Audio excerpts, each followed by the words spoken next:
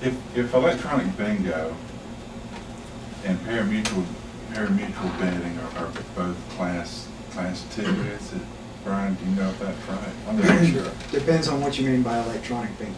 Well, what we've got here, You got slot machines. the slot machines, class 3, according to the National Indian Gaming Commission right now. And according to our investigation too. Now, we're not just relying on that. So I guess to my point would be, I think, and y'all may agree or may not, but I think that if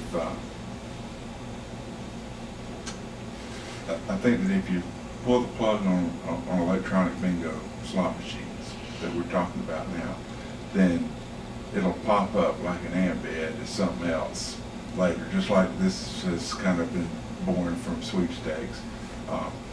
Well, I just gave you the litany of the names I've been wondering for years now. Yeah. So,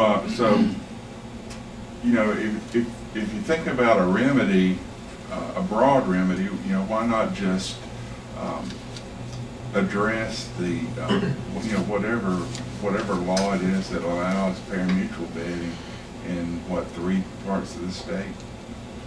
Because it's my understanding that if the state doesn't allow it, then the Indians can't have it. So if there's no class 3, no class 1, then you take care of all the gambling throughout the state, except for, you know, poker games and bookies, and that's sort of under the radar stuff. Well, some of those are going to be illegal too. But, well, so what's your question, young man? Your question. Would a better tact be to attack the laws that allow class 2? Because oh, well, you know, that's not my job. Mm-hmm. If, however, the legislature would like to address those things, and if the Constitution were to be changed, I'm happy. I mean, what I'm here about is the rule of law, and you know why I think that that's important. And if the legislature and the people of the state of Alabama want to change that, that is their prerogative. All right? Mm-hmm. But as we're sitting here right now, this stuff is unconstitutional. It's illegal. It's untaxed, and it's unregulated. Let me give you another common everyday rule of law. One of the most important things that we do is assure that we have standard weights and measures. Right? And you heard me the other day talking about the state of Alabama inspects every gasoline pump in the state to make sure that a gallon is a gallon. Wow, there's a reason that they need to inspect. These machines not only are not untaxed, they're not regulated. And that exposes us to all kinds of problems. And I think when you dig into those problems, you'll find why virtually every state in this country had these prohibitions built into their constitutions. It's because they had such horrible experiences with it when they funded a lot of things in the colonies with, guess what, lotteries. They sure did. You know, every time I think there's something new under the sun, I find out it's not. But this issue has been knocking around this country since before this country was a country, and that's where the history of our constitutional prohibitions are.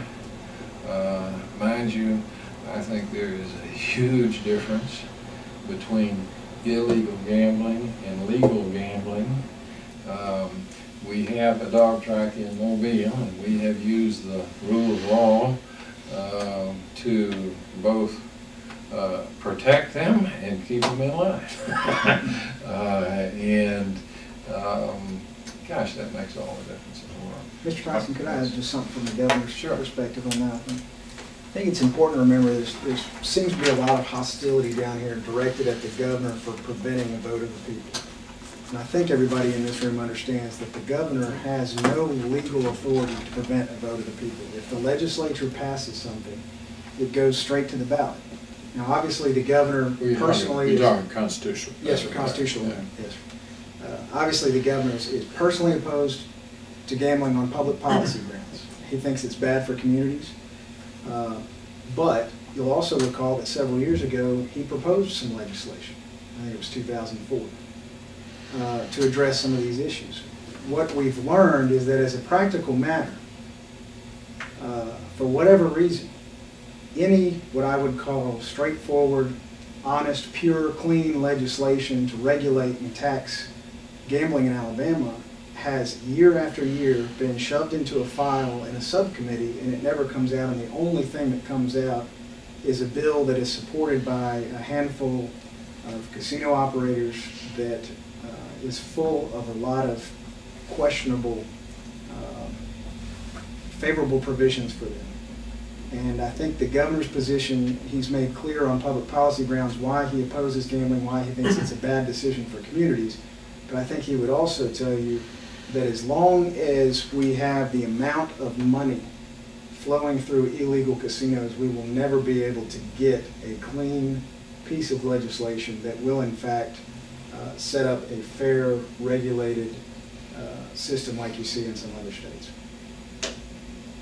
All right, well, apparently we got wheels up, so we need to roll. I look forward to visiting with you again. I do appreciate the opportunity, and on behalf of the governor, he appreciates your attentiveness and your questions and your interest.